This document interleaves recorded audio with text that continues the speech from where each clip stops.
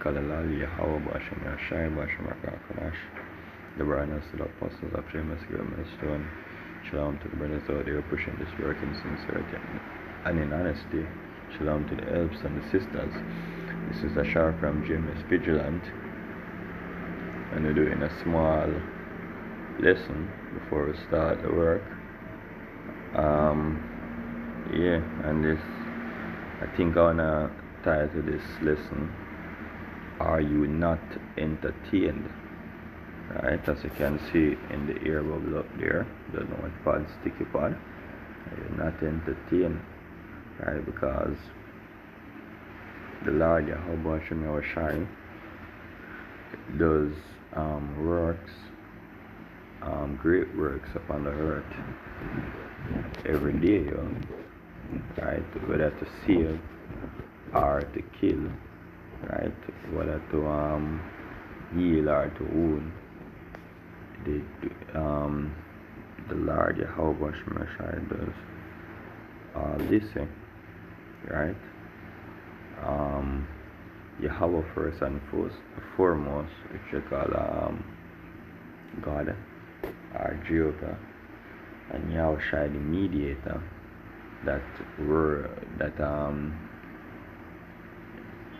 Yahushai the mediator, which Yahweh worked through, right? So this is Deuteronomy 32 and verse 39. It says, "See now that I, even I, am He, and there is no God with me. I kill and I make alive, I wound and I heal. Neither is any that can deliver out of my hand." Right? So it make it clear, there is no other power but Yahweh, who works through Yahushai. Right? There's no Satan backing up against the Most High, who got cast out of heaven and basically down in hell, and we're going to go to hell when we die. There's nothing like that, right? So this is something taught by Christianity as a constant lesson, right? As something to make you fear that you fear tactics, that when you die you're going to go to hell and burn forever. So therefore you need to become a Christian, right? But we're telling you that the Lord kills every day, right? The Lord is the one to be feared, right? And it's as I said, day to day life. It looks unlike nothing, right? But there is going to be a mass, right? It's going to be a great event, a mass death upon the earth, right? And famine and pestilence, right? Esau coming in like a flood, right? You have a new virus they're talking about, and the stage is already set that is going to affect all the earth, right? So Esau pushing his work, and with him pushing the work is the Most High plan, right? You're gonna make this man come out like a madman, as the scripture say, right? So the scripture also say, remember the Creator in the days of thy youth, right? Because, and this is why the lesson is named this way, Are You Not Entertained? Right? Because Esau is coming in. Esau is coming with that great power, and the Lord is showing sign to fear and get right, even bring out the prophets, right? For sure, you say, get right with the Lord, because this time is going to be dreadful, but everyone walk past like it's a normal day, right? Though you have our currency going to digital currency, right? Changing from the paper money, and we tell you that those are steps to the RFID chip, which is a mark of the beast in the scripture, yeah? Right? Our people take it light. Say, yo, that's not entertaining, yo. They want to go to church and get the drummer boy playing that drum so well, right? And the band's so lively. That's their entertainment, yeah. Right? But the Lord is basically asking you every time you see the prophets come out in the highways and byways, the Lord is asking, are you not entertained? Right?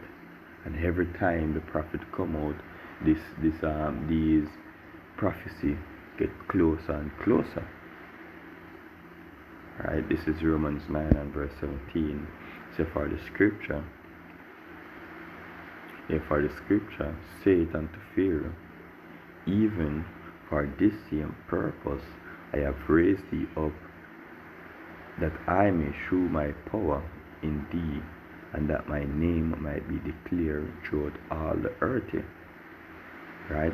So the great event is coming. The great event is coming, and that's entitled of wars, pestilence, and famine. Right? So if you're not entertained now, there's going to be a great entertainment here. As the brother Ash always say, there's going to be a big party, right? There's going to be a big event, and everyone is invited, right?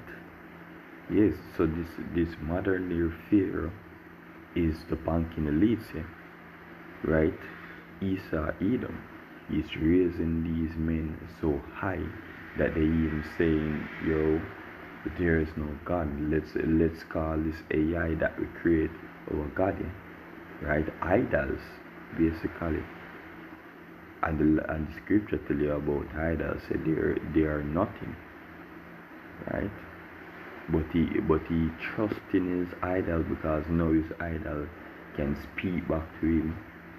Not like back then, but his idols is speaking back to him, right? He put the information in his robots, right? And they make the move. So he's basically proving a point right now. Say, yo, oh, this is no idol, but it is, yeah. It is an idol. And the Lord will show you that it is, because he will show you that it has no power in the time of destruction, yeah. Because Esau think he have this all planned out, and he's going to go his way. And you have a series, it's kinda a fuck up series, yeah. But it's called The Boys, and in the last season, the last episode, well, the current last episode of the season, there's a superpower being, or yeah, some are superpower and some are regular, right? And there's a girl in there that is basically super smart, and she makes plan and step like 10 step ahead of you, right? But in this last episode, she realized, say, yo, she making plans and it going all good and all good until in the last, when she's supposed to get one of the characters is Soldier Boy, and the other is Homelander, when she's supposed to get Soldier Boy to basically kill Homelander, it didn't work out as she planned it. Right, so her plan got fucked. And just the same way Esau Edom plan, when it comes to a full, it's going to be fucked, right?